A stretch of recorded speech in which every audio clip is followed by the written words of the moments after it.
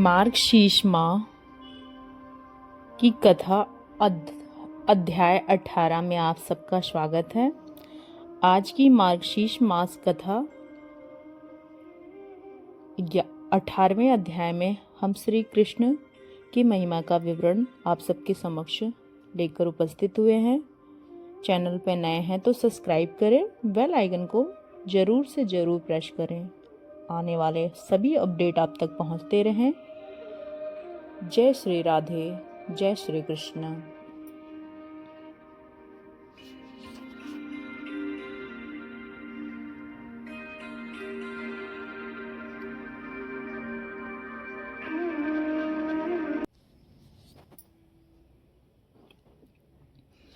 आज की श्रृंखला में हम सुन रहे हैं मार्गशीर्ष अध्याय 18।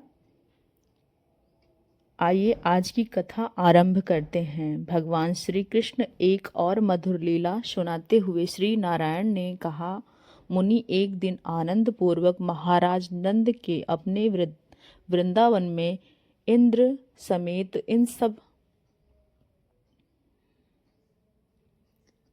सबको संदेश दिया गया कि जो इस नगर में गोप गोपी बाल बालिका ब्राह्मण वैश्य और शूद्र निवास करते हैं, वह सभी लोग भक्ति भाव पूर्वक दही, दूध, घी, माखन, गुड़ और मधु आदि सामग्री लेकर इंद्रदेव की पूजा करने के लिए इकट्ठे हो जाएं। इस प्रकार घोषणा करवाकर उन्होंने स्वयं प्रसन्नता पूर्वक एक रमणीय स्थान पर यज्ञ ध्वजा का आरोहण करवाया। उसने रेशमी वस्त्र, मनोहर मालाएं लगवाईं। कुमकुम द्रव्य से चर्चित किया गया। नंद महाराज ने स्नान करके अपने वस्त्र धारण किए और पैर धोकर वो सोने के पीढ़े पर बैठ गए। उस समय अनेक प्रकार के पात्रों के साथ सभी ब्राह्मण, पुरोहित, गोप गोपियाएं, बालक बालिकाएं सभी आने लगे। इसी बीच में महानगरवासी भी बहुत सारा सम्मान लेकर भेंट पूजा के लिए आने लगे।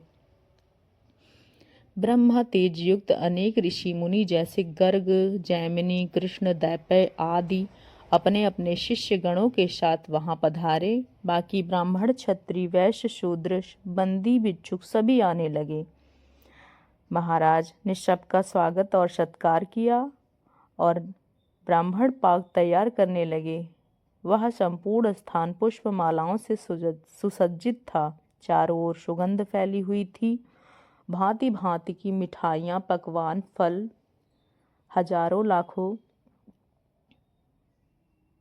इकट्ठे हो गए। मधुर वाद्य यंत्र बजने लगे। नाना प्रकार के सोने और चांदी के पात्र, श्रेष्ठ वस्त्र, आभूषण, स्वर्ण पीठ लाए गए। सब तैयारियों के बीच बलराम जी ने अपने अन्य सखाओं के साथ भगवान श्री कृष्ण वहां पहुंचे। उन्हें देखकर सभी लोग हर्ष से प्रसन्न हो गए। भगवान खेल कूद करके वापस आ गए थे। उनका शांत और सुंदर विग्रह बड़ा मनोहर था।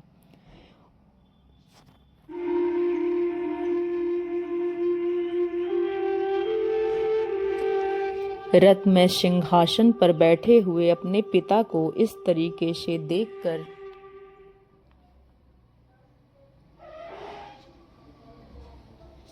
महाराज कहने लगे, उत्तम व्रत का पालन करने वाले कृप सम्राट पिताश्री, आप क्या कर रहे हैं? आप अपने आराध्य आपके कौन है? पूजा का स्वरूप इस प्रकार पूजन करने पर कौन सा फल प्राप्त करेंगे और इस फल के क्या साधन है?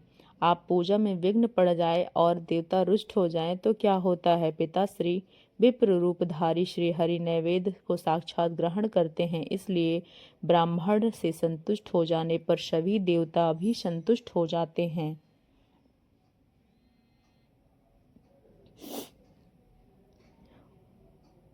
उसके बाद जिस ब्राह्मणों की पूजा की जाती है उसी देवताओं की पूजा संपन्न कर ली। इसलिए पिताजी, आप सभी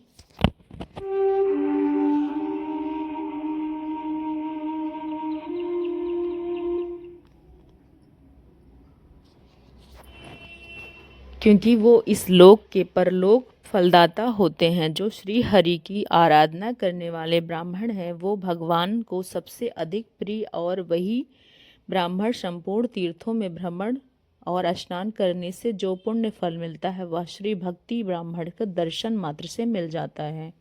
इसलिए मनुष्य को चाहिए कि वह पुण्य प्राप्ति के लिए समस्त जीवों को अन्न दे, लेकिन विशिष्ट जीवों को अन्न दान करके वह विशिष्ट फल की प्राप्ति करते हैं।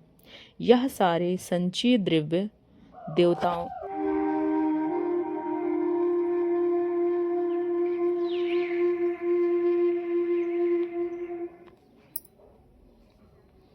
देवता रुष्ट हो जाएं तो क्या होता है?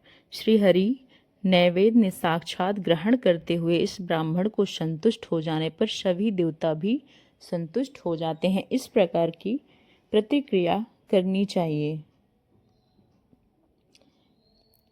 उन सभी देवताओं की पूजा संपन्न होने पर इसलिए पिताजी आप सभी शक्ति लगाकर ब्राह्मणों का पूजन कीजिए, क्योंकि वो इस लोक और पाताल लोक के फलदाता होते हैं। जो श्री हरि की आराधना करने वाले ब्राह्मण हैं वह भगवान से सबसे अधिक प्रिय होते हैं।